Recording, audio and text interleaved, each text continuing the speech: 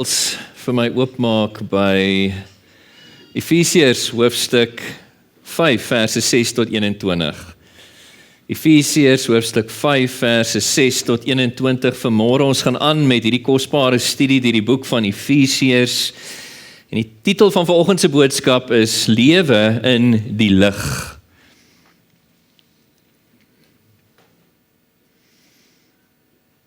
Geliefdes, ons eer die Here dat ons vanoggend weer saam kan wees in sy teenwoordigheid, voor sy woord.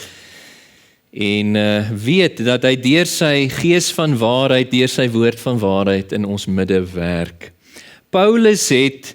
Die apostel Paulus het in die eerste helfte van hierdie brief, van Efesiërs hoofstuk 1 tot 3, het hy uitgebrei op ons verlossing in Christus Jesus. En hy het onder andere gesê dat God het jou uitgered vanuit hierdie duister wêreld.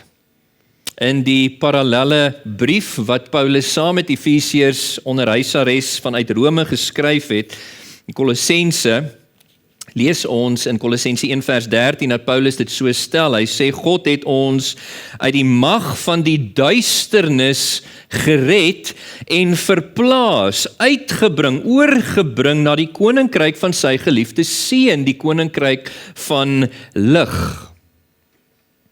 Nou, wanneer Paulus skryf oor die duisternis, dan bedoel hy 'n teologiese duisternis. Die wêreld sonder God verkeer in donkerte in terme van God, wie hy is, sy persoon, sy werke, sy waarheid, sy wil. Daai teologiese duisternis vloei deur na die hele persoon toe eintlik.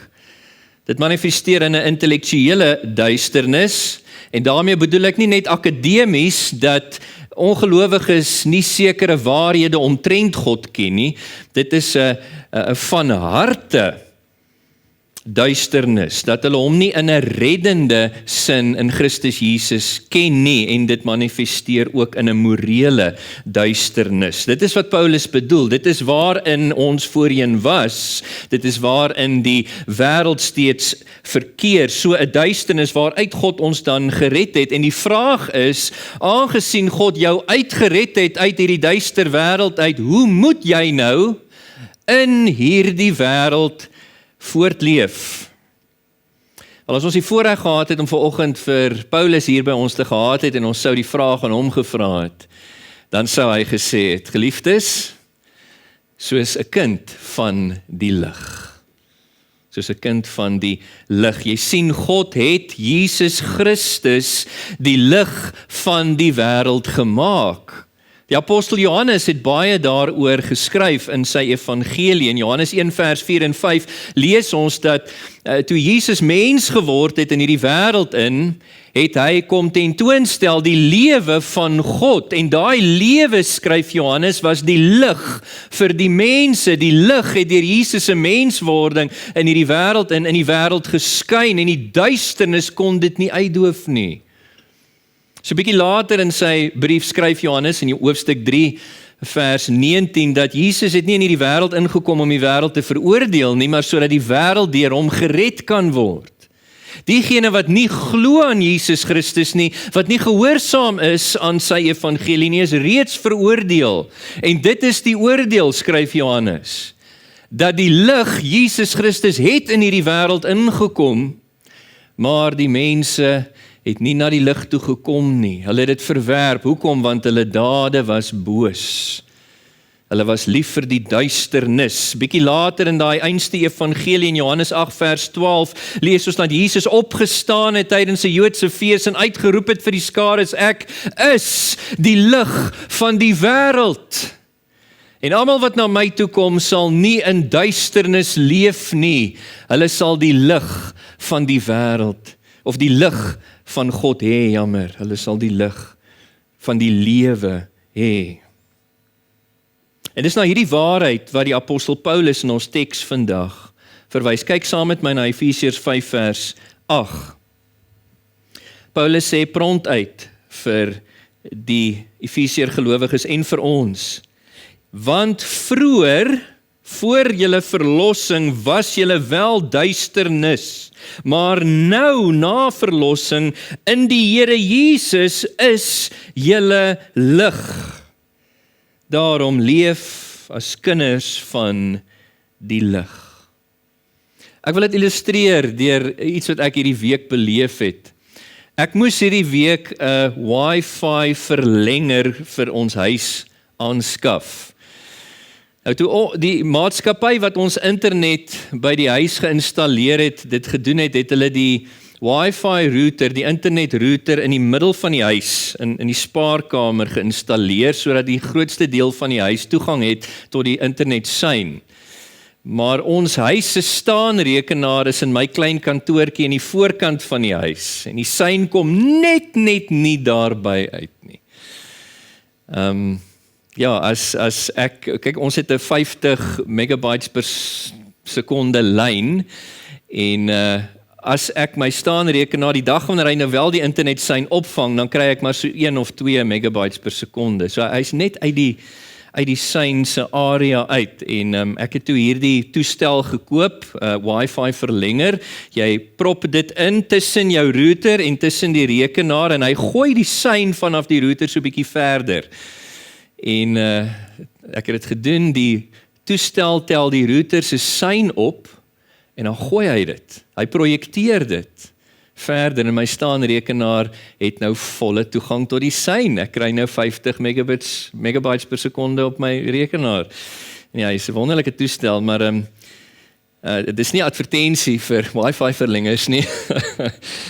Wat ek probeer sê hierdeur is dat nou in die Here, soos hierdie Wi-Fi verlenger, die sein van die internet projekteer, is jy en ek soortgelyk. Die Here gebruik ons om sy evangelie lig te projekteer, te reflekteer in hierdie wêreld.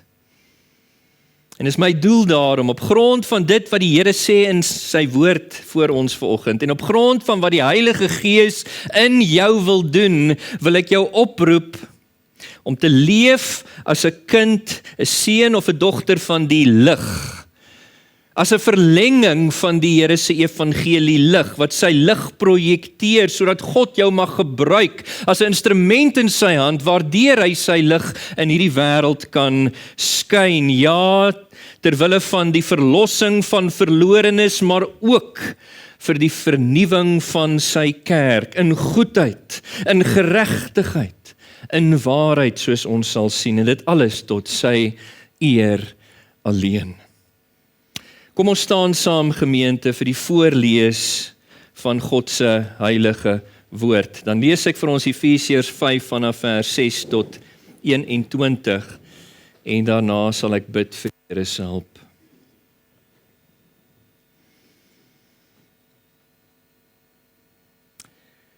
Die woord van die Here sê vir ons, laat niemand julle verlei met nikszeggende redenasies nie, want daardeur kom die toorn, die heilige woede van God oor die seuns van die ongehoorsaamheid. Moet dus nie deel van hulle wees nie, want vroeër was julle wel duisternis, maar nou in die Here is julle lig. Leef as kinders van die lig. Die vrug van die lig, of die Gees, bestaan immers uit alle goedheid en geregtigheid en waarheid. Beproef wat vir die Here aanneemlik is. Ja, moenie deel hê aan die onvrugbare werke van die duisternis nie. Stel dit eerder aan die kaak. Want die dinge wat deur hulle in die geheim gedoen word, selfs net om daaroor te praat, is skandelik. Tog word alles wat deur die lig ontmasker word, openbaar. Immers, alles wat sigbaar word is lig. Daarom word gesê, word wakker, jy wat slaap, en staan op uit die dood, en Christus sal sy lig oor jou laat skyn. Let daarom sorgvuldig op hoe julle leef, nie as onverstandiges nie, maar as wyses. Koop die tyd uit, omdat die dae vol boosheid is. Om hierdie rede moet julle nie onverstandig wees nie. Probeer eerder om te verstaan wat die wil van die Here is. En moenie deur wyn bedwelm raak nie, daardeur ontstaan losbandigheid. Inteendeel, word vervul deur die Gees, die Heilige Gees, terwyl julle onder mekaar psalms, lofgesange en geestelike liedere laat opklink, ja, van harte tot die Here sing en psalms sing, soos ons nou net gedoen het. En God die Vader altyd, oor alles in die naam van ons Here Jesus Christus dank. Wees onderdanig aan mekaar uit ontzag vir Christus. Net tot sover uit die woord van die Here. Gemeente, kom ons sluit ons oë. Hemelse Vader, ons eerbiedig U vanoggend deur U hulp te vra. Ons kom erken ons afhanklikheid van U, Here, dat U ons sal verlig deur die Gees van waarheid om die woord van waarheid te verstaan, om 'n diepe insig te hê in dit wat U vir ons laat opteken het in hierdie gedeelte van U geïnspireerde woord. Spreek tot ons harte nou in hierdie oomblikke, help ons, Here. Nie net om informasie in te win, sodat ons slimmer mag wees op intellektuele vlak nie, Here, maar kom en transformeer ons deur die aanhoor van U woord, deur die werking van U Gees, dat ons waarlik, soos wat Paulus skryf in hierdie brief, heilig is, mag wees, nie net in posisie voor U in Christus nie, maar ook toenemend so in die praktyk van ons lewens. Kom doen U werk in ons midde, Here. Dit bid ons in die naam van Jesus alleen. Amen. Julle kan sit, gemeente.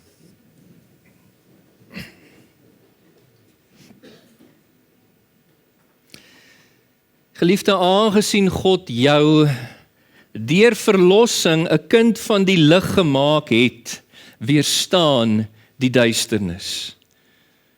Weerstaan die duisternis. Paulus, wat baie prakties is, soos ek al vir julle gesê het, in hierdie tweede helfte van die brief, maak dit prakties baie duidelik hoe ons die duisternis moet weerstaan in ons lewens. Heel eerstens, moenie met goddeloses vereenselwig nie. Paulus echo in dit wat ek vir julle voorgelees het hierso, eintlik Psalm 1 vers 1, waar hier in hierdie inleidende psalm tot al die psalms gesê word met die openingswoorde, gelukkig, geseënd is die mens wat nie die raad van goddeloses volg, wat nie op die pad van sondaars gaan staan en nie in die byeenkoms van spotters sit nie. Geseënd, gelukkig is so iemand. Moenie met goddeloses vereenselwig nie. En wanneer ek dit vir jou sê, geliefde, dan bedoel ek 3 dinge daarmee, wat Paulus duidelik uitlig in die teks. Nommer 1, moenie dat hulle jou verlei nie. Moenie dat hulle jou verlei om agter hulle aan te loop en die dinge wat hulle doen saam met hulle te doen nie. Kyk wat sê Paulus in Efesiërs 5 vers 6. Hy sê, laat niemand julle verlei met nikszeggende redenasies, doellose argumente nie, want daardeur kom die toorn van God oor die seuns van ongehoorsaamheid. Moenie dat julle verlei word nie. Die wysste man wat nog ooit geleef het, het soortgelyke raad aan sy seun gegee, ook aan ons. Dit is Salomo onder die inspirasie van die Heilige Gees, wanneer hy in Spreuke 1 vanaf vers 10 die volgende skryf. Hy sê, my seun, my dogter, as sondaars jou wil verlei, moenie instem nie. As hulle sê, gaan saam met ons, laat ons 'n hinderlaag opstel vir bloedvergieting, laat ons 'n onskuldige voorlê sonder rede, laat ons, soos die doderyk, hulle lewend verslind, volledig, soos die wat afdaal in die put. Allerlei kosbare besittings sal ons dan vind. Ons sal ons huise volmaak met die buit. Deel jou lot met ons, let op hier, deel jou lot met ons sal almal net een beer sê, my seun, moenie met hulle op die pad gaan nie, my dogter, moenie met hulle op die pad saamgaan nie, hou jou voet terug van hulle paaie, want na die kwaad hardloop hulle voete, hulle is haastig om bloed te vergiet, te vergeefs word dit net uitgesprei waar elke voël met vlerke dit sien. Hierdie manne, sulke mense stel 'n hinderlaag op vir hulle eie bloedvergieting. Hulle stel 'n lokval vir hulle self. Laat niemand julle verlei met nikszeggende redenasies nie. Hoekom? Wat is die rede? Paulus sê, want daardeur kom die toorn van God oor die seuns van ongehoorsaamheid.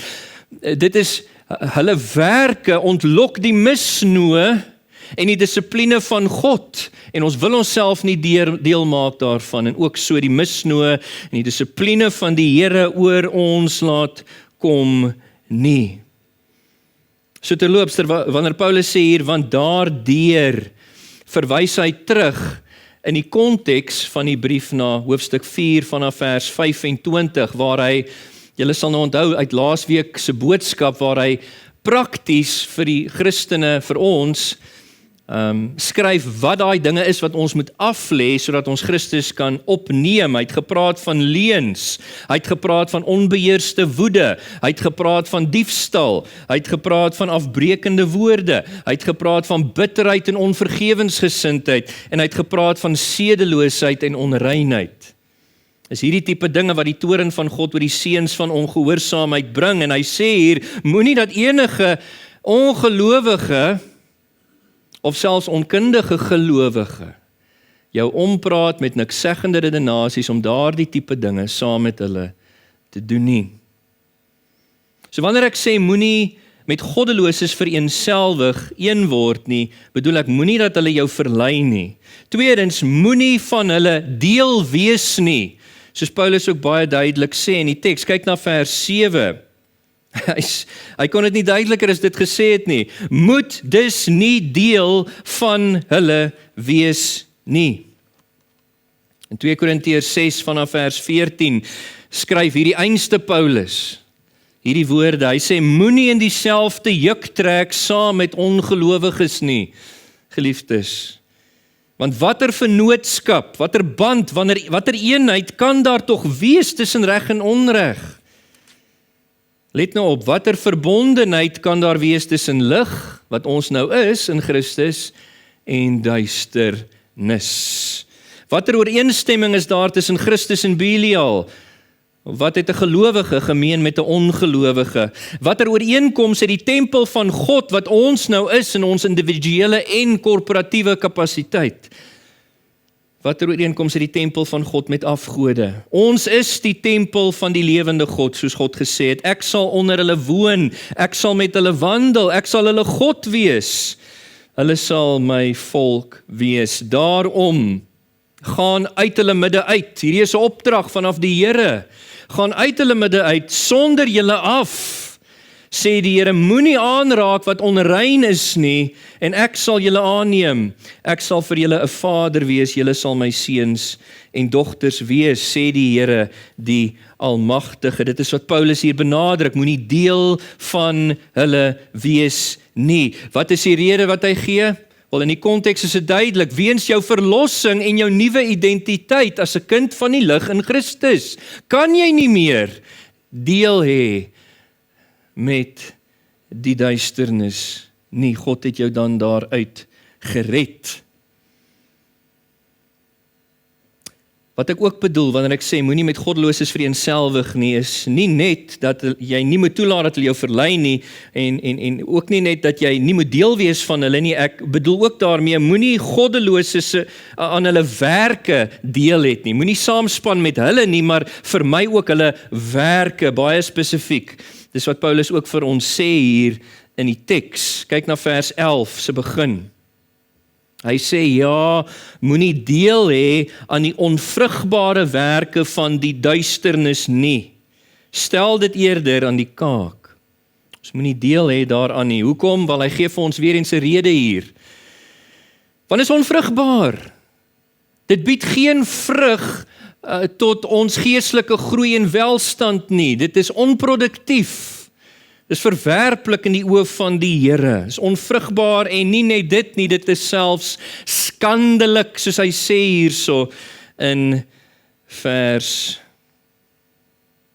12 se einde. Hy sê die dinge wat deur hulle in die geheim gedoen word, selfs net om daaroor te praat, is skandelik. Dit bring skande, dit bring skaamte. Moenie dat hulle jou verlei nie, moenie van hulle deel wees nie, en moet ook nie deel in hulle goddelose werke nie. Ons Here Jesus Christus is vir ons 'n baie goeie illustrasie hierso. Ons het gesien so 'n paar weke terug, toe ek Lukas, ek dink dit was hoofstuk 19 vers 1 tot 10 gepreek het oor die soekende saligmaker, die verhaal van Saggeus, het ek ook genoem, dat Jesus het dikwels interaksie gehad met die fariseërs en ook met die sondaars van sy dag. Hy het dikwels op uitnodiging saam met hulle aan huis gegaan, nie om met hulle te vereenselwig, te verenig nie, maar sodat hy 'n bron van lig vir hulle kon wees, om die evangelie lig aan hulle voor te hou, terwille van hulle eie oortuiging van sonde, geregtigheid en oordeel en hulle bekering. Hy het volgens Lukas 15 vers 1 en 2 interaksie met hulle gehad, maar nie vereenselwig nie. Dit wil sê, Jesus het hom nie laat verlei deur hulle, om met hulle deel te wees nie. Hy was nooit deel van hulle nie, en hy het ook nooit gedeel aan hulle werke van duisternis nie. En net so, geliefdes, weerstaan die duisternis in die lig van wat God ons beveel vanmôre, want ons is nie meer duisternis nie, ons is nou lig in Christus Jesus deur geloof. Wat Paulus ook vir ons vermaan mee in ons teks, is nie net weerstaan die duisternis nie, maar aangesien God jou deur verlossing 'n kind van die lig gemaak het, wandel dan in die lig. Of lewe, maar meer moderne Afrikaanse woord te gebruik. Lewe in die lig. Paulus beklemtoon hier vir ons 3 dinge wat ons kan doen. Ek het dit vir julle opgesom in 3 woorde wat maklik onthoubaar is. Beproef, bestraf, beoefen. Kom ek pak hierdie dinge gou vir julle uit. Hoe lewe ons in die lig? Wel, heel eerste deur middel van alle werke in ons midde. Let op, ek sê in ons midde, want Paulus skryf hier aan 'n gemeente. En die primêre toepassing van dit wat hy sê hier is in die konteks van die gemeente. Ons moet dit altyd doen, maar veral in ons midde. Deur alle werke in ons midde te beproef. Kyk wat sê hy in vers 9. En 10, hy sê die vrug van die lig. Hierdie is die produk wat die Gees in die lig produseer. Dis hoe jy sal weet dat jy in die lig is. Die vrug van die lig bestaan immers uit alle goedheid en geregtigheid en waarheid. Beproef wat vir die Here aanneemlik is. Daar gee hy nou vir ons die maatstaf om te beproef hier in vers 9. Is die werk wat gedoen word in lyn met wat goed is, volgens die Bybelse definisie van goedheid? Is die werk wat gedoen word in lyn met wat reg is, volgens die Bybelse definisie van geregtigheid? En is die werk in lyn met wat waar is, volgens die Bybelse definisie van waarheid? Die vrug van die lig sal altyd wees goedheid, geregtigheid, waarheid. So dis die eerste ding wat ons moet doen as ons in die lig wil wandel, is ons moet beproef alle dinge, om te sien, alle werke, is dit in die lig gedoen in die Here. Tweedens, deur middel van alle werke van die duisternis ook in ons midde te bestraf, net so belangrik. As ons dit beproef het en dit blyk nie deel van die werke van die lig te wees nie, maar die werke van die duisternis volgens die woord van die Here, om dit te bestraf. Lees saam met my verse 11 tot 14 in ons teks. Paulus skryf, ja, moenie deel hê aan die onvrugbare werke van die duisternis nie, stel dit eerder aan die kaak. Dis 'n baie mooi Afrikaanse spreekwoord vir die jonges. Beteken maar net, bring dit na die lig toe, laat dit openbaar kan word, laat dit ontmasker kan word deur die lig. Stel dit aan die kaak, wys dit uit. Want die dinge wat deur hulle in die geheim gedoen word, selfs net om daaroor te praat, is skandelik. Tog word alles wat deur die lig ontmasker word, openbaar. Immers alles wat sigbaar word, is lig. Daarom word daar gesê, hier's 'n aanhaling uit die Ou Testament uit, word wakker, jy wat slaap, staan op uit die dood, en Christus sal sy lig oor jou skyn. Hoe bestraf ons? Wel, soos hy sê hier, stel dit aan die kaak, bring dit na die lig van God se woord toe, sodat dit ontmasker, openbaar kan word, dat dit 'n werk is wat in die duisternis wat met duister werke assosieer word, dat dit in die duisternis gedoen was, dat dit nie in die Here gedoen was tot sy eer en in gehoorsaamheid aan sy gebooie nie. Hoekom moet ons dit doen? Wat is die mikpunt? Wel, die trant van wat Paulus hier sê is dat deur ons bestraffing van die werke van duisternis in ons midde, dat dit vir daai persoon mag lei deur die werking van die Gees tot sondeoortuiging en moontlik ook dan bekering. Let op hierso, dit moet bestraf word sodat dit ontmasker kan word, openbaar kan word, vers 13. Immers alles wat sigbaar word is lig, daarom word gesê, word wakker, jy wat slaap, staan op uit jou dood, deur bekering. Christus sal oor jou dan skyn. Hierdie aanhaling in vers 14, daarom word gesê, is 'n baie rowwe aanhaling uit Jesaja 60 vers 1 uit. Daarso word God uitgebeeld as een wat sy lig oor sy volk laat skyn in die laaste dae vir hulle herstel. So is 'n profesie van God se herstel, wanneer hy, die God van lig, hulle na sy lig toe bring. En wat Paulus hierso sê is dat daai profesie word vervul aan die kerk, gelowige Jode en nie Jode in Christus Jesus. Dit is Christus waardeur God sy lig oor jou laat skyn. Die lig wat ons tot bekering bring. So dit is die mikpunt vir bestraffing, dat wanneer ons hierdie dinge ferm maar in liefde bestraf in ons midde, dat dit die werking van die Gees mag lei tot sondeoortuiging en bekering. So ons beproef alle werke.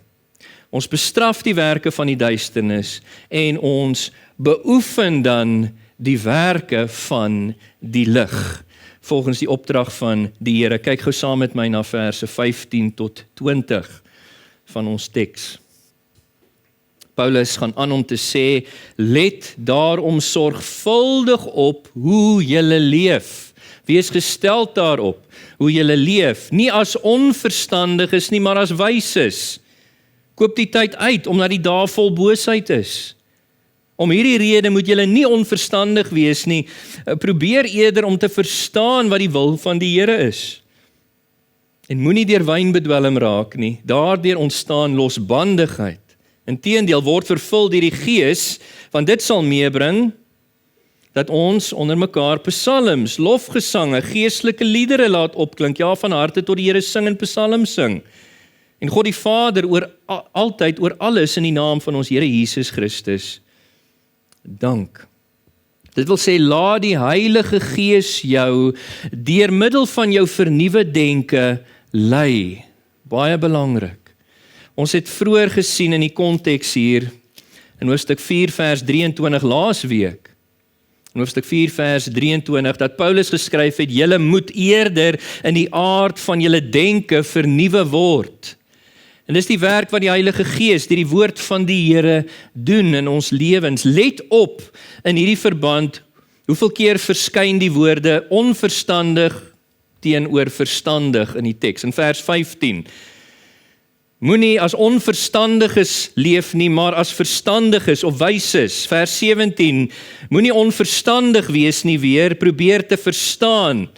Verstandig wees met betrekking tot die wil van die Here. Met ander woorde, Paulus dui aan hier, sodat God lei ons deur 'n Heilige Gees ingeligte, vernuwe denke. Hy lei ons deur ons verstand. Die Christelike geloof, geliefdes, is nie 'n emosie gedrewe geloof nie. Daar is baie daar buite wat dit wil maak, wat op soek is na sensasie, wat op soek is na die nuutste werking van die Gees, wonderwerke en allerhande snaakse dinge. Nou ek sê nie emosie is nie deel daarvan nie, maar die Gees werk primêr eerstens deur ons verstand en die emosies volg ons geloof in die waarheid. Is nie emosie gedrewe nie, maar soos Paulus benadruk hier, ons geloof is 'n, ek wil amper sê, vernuwe denke gedrewe geloof. Dis ook nie om jouself oor te gee aan die drange, die begeertes van jou sondige natuur nie. Allermins nie, soos julle weet. Dit is 'n gedissiplineerde lewe van orde, deur ons te laat lei, deur die Gees, deur ons vernuwe denke. Wees nie onverstandig nie, wees verstandig. Verstaan wat die wil van die Here is, dat julle so kan leef. Dit is wat hy sê hierso in vers 17. Verstaan wat die wil van die Here is. En weet julle, ons moet proaktief wees wat hierdie beoefening van die werke van die lig aanbetref. Die ou mense het 'n spreekwoord gehad. Ek hoor dit nie meer so baie vandag nie, maar as kind het ek dit baie gehoor. Ledigheid is, as hy, die duiwelse oorkussing, né? Met ander woorde om laks te wees, onaktief te wees, jouself oor te gee aan jou drange, om maar net in die water te lê, dat die strome, die golwe jou heen en weer slinger. Dis nie wat in gedagte is hier nie. Ons moet proaktief wees. Dis hoekom hy sê in vers 16, koop die tyd uit in julle beoefening van die werke van die lig. Deur 'n vernuwe verstand, koop die tyd uit, omdat die dae vol boosheid is. Die dae is vol duisternis. Ander woorde, daarom moet ons verstandig wees en weet wat die wil van die Here vir ons lewens is. Ons het 'n plig hierso, geliefdes. 'n Verantwoordelikheid wat vierkantig op ons skouers geplaas word, wat ons nie in eie krag vrug nie, soos ons gesing het vanoggend, wat ons met die krag van die Here vervul, maar dit is 'n plig vir ons, nietemin. En daai plig is om jouself onder die beheer van die Heilige Gees te plaas, konstant, opnuut elke dag. Soos hy sê in vers 18, moenie deur wyn bedwelm raak nie, daardeur ontstaan losbandigheid, inteendeel word vervul deur die Gees. Daai woordjie vir vervul, uit die Griekse taal uit is plerou, wat beteken om jouself onder die invloed, onder die mag, onder die beheer van iets te plaas. Paulus kontrasteer dit met onder die mag of invloed of beheer van alkohol te wees. Julle weet hoe 'n dronk mens is. Is hy in beheer van homself? Nie, hy is onder beheer van die alkohol. Hy is bedwelm deur wyn, met ander woorde. Dit moet nie die geval wees nie. Ons moet onsself onder die invloed, onder die mag, onder die beheer plaas, elke oomblik van elke dag van die Heilige Gees wat ons lei deur ons vernuwe denke. Dis onder andere wat Paulus ook bedoel in Romeine 8 en Efesiërs of Galasiërs 5, wanneer hy praat van wandel in die Gees, dan bedoel hy dit. Wees konstant onder die invloed, die mag, die beheer van die Heilige Gees. Wees vervuld met hom. Verseëling deur die Heilige Gees, wat Paulus vroeër oor geskryf het in Efesiërs 1 vers 13 en 14, gebeur eenmalig in die gelowige se lewe.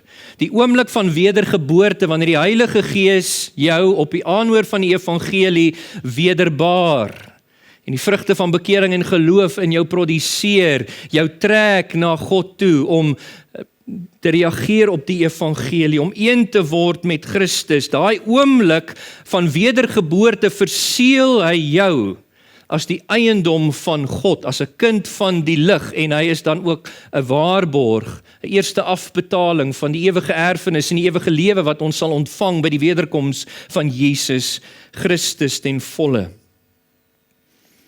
Daai verseëling deur die Gees gebeur eenmalig met sy wedergeboorte en permanente inwoning, maar die vervulling van die Gees waaroor Paulus nou hier skryf in ons teks, in hoofstuk 5 vers 18, is 'n konstante daaglikse gebeurtenis. Maar dit kan 'n bietjie abstrakt voorkom, né? Wat beteken dit nou om vervul te wees met die Heilige Gees? Wel, die konteks help ons, onthou ons het gepraat van die Gees vernuwe ons denke in die lig van die woord, dat ons mag verstaan wat die wil van God is, maar die parallelle teks in Kolossense, die brief wat hy saam met Efesiërs skryf, en waar hy baie van dieselfde gedagtes herskryf, gee ook vir ons meer lig. In Kolossense 3, vers 16, julle hoef nie so toe te blaai nie, maar let op, in ons teks sê hy, word vervul deur die Gees, en dan praat hy van psalms, lofgesange, geestelike liedere. In Kolossense 3 vers 16 sê hy, laat die woord van Christus in sy volle rykdom in julle woon, leer en vermaan mekaar in alle wysheid met dankbare harte, psalms, lofgesange, geestelike liedere. Julle hoor, dis 'n parallelle teks. Hy sê, om vervul te wees met die Gees beteken letterlik, laat die woord van Christus in sy volle rykdom in julle woon. Met ander woorde, laat die woord in julle leef, waarmee die Gees julle dan vernuwe en waarmee hy julle gewetens inlig. Laat die woord in julle heers. Soos ek gesê het, 'n lewe onder die beheer van alkohol bevorder die werke van duisternis. Dis hoekom nie een van ons behoort oorgegee te wees aan dronkenskap nie. Daai werke van duisternis onder andere hierso is losbandigheid in vers 18. Hy sê moenie deur wyn bedwelm raak nie, daardeur ontstaan losbandigheid. Het Paulus vroeër in die konteks van ons teks hierdie woord al gebruik? Ja, die van julle wat laasweek hier was sal onthou in vers 18, 17, 18 en 19 van hoofstuk 4. Paulus het hier geskryf, weens die verduistering van hulle denke en die verharding van hulle hart, is hulle wil verslaaf. Vers 19 sê hy, hulle het gevoelloos geword en hulle self oorgegee aan losbandigheid. Hulle is los van enige morele bande, omdat hulle kies om God nie, om nie met God rekening te hou nie.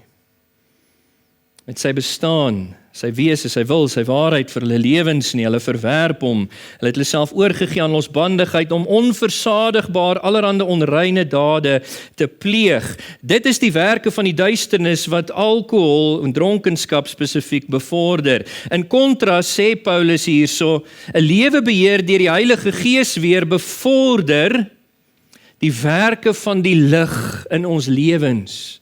En spesifiek, onthou hy praat met 'n gemeente hier, dit bevorder die werke van die lig, spesifiek in ons gemeente.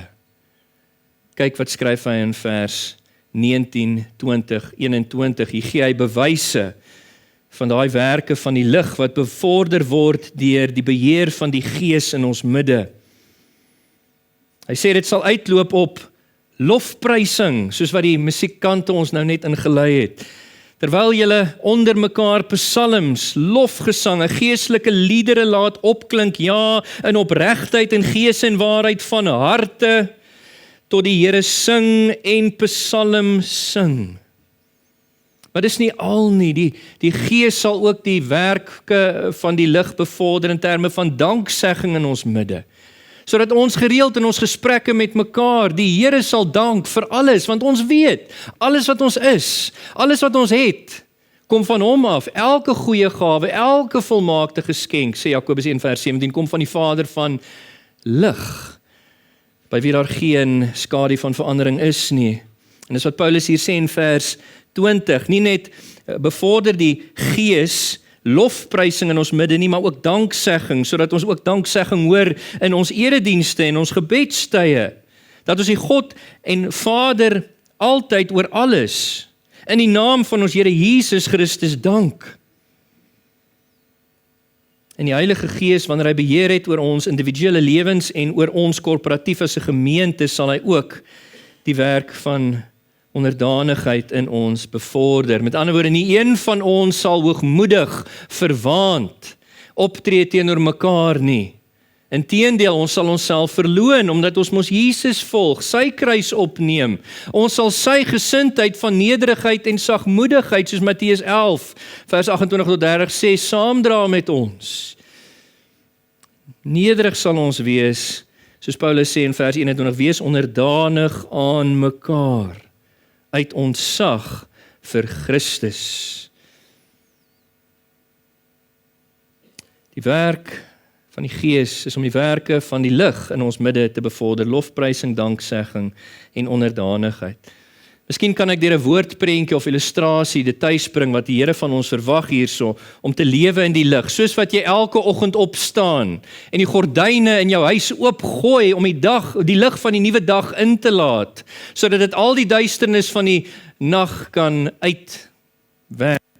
uitdryf. Net so, plaas jouself daagliks opnuut onder die beheer van die Heilige Gees, sodat hy voortdurend jou denke deur die woord van waarheid mag vernuwe, jou gewete inlig om jou so te lei en te beweeg om in die lig van God se woord te leef as 'n kind van die lig. Liefdes, ek wil hierdie boodskap afsluit deur te sê, God het jou deur verlossing 'n kind van die lig gemaak en hy het jou vanoggend opgeroep om te leef as sulks, sodat hy jou kan gebruik as 'n instrument waardeur hy sy evangelie lig mag skyn in hierdie duister wêreld. Terwille van die verlossing van ongelowiges, verlorenes ja, maar spesifiek ook terwille van die vernuwing van sy kerk, toenemend in goedheid, in geregtigheid, in waarheid, en dit terwille van sy eer. Weet dat God sal jou bystaan hierin, en deur jou gehoorsaamheid sal hy jou, en gevolglik ook ons, 'n ligbaken vir die evangelie maak hier in Pretoria, waar hy ons geplant het, om toenemend helderder sy lig te skyn, dat die duister wêreld julle goeie werke kan sien, en julle Vader wat in die hemele is kan verheerlik. Amen. Kom ons sluit ons oë. Hemelse Vader, ons eer U vir die woord aan ons vandag. Ons verstaan U wil vir ons lewens, alhoewel hierdie 'n moeilike teks is en sekere elemente vir ons nog nie heeltemal dalk verstaanbaar is nie, weet ons, Here, U het ons deur verlossing kinders van die lig gemaak, 'n gemeente in die lig, en dat ons uit ontzag vir U, Here, moet weerstaan die duisternis. Dat ons onsself nie deur goddeloses moet laat verlei daartoe nie, dat ons nie moet deel wees van hulle nie, dat ons nie moet deel in hulle duister werke nie, maar eerder dat ons moet lewe in die lig, elke oomblik van elke dag.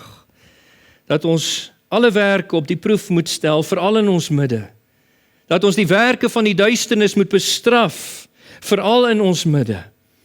En Here, dat ons die werke van die lig waartoe U ons geroep en gered het volgens Efesiërs 2 vers 10, dat ons in daardie goeie werke sal wandel wat U vir ons voorberei het, sodat die wêreld mag sien, en Here, sodat hulle U mag verheerlik en ons toenemend mag groei in goedheid, in geregtigheid en in waarheid as 'n mense van lig. Doen dit vir ons, Here.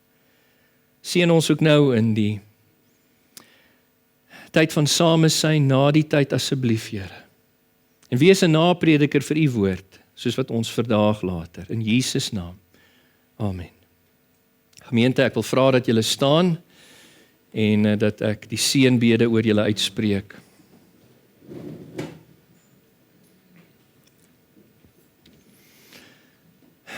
Mag die genade van ons Here Jesus Christus, die liefde van die Vader en die gemeenskap met julle elkeen wees. Gaan verheerlik die Here in lyn met wat julle vanoggend gehoor het en geniet hom ten volle. Amen.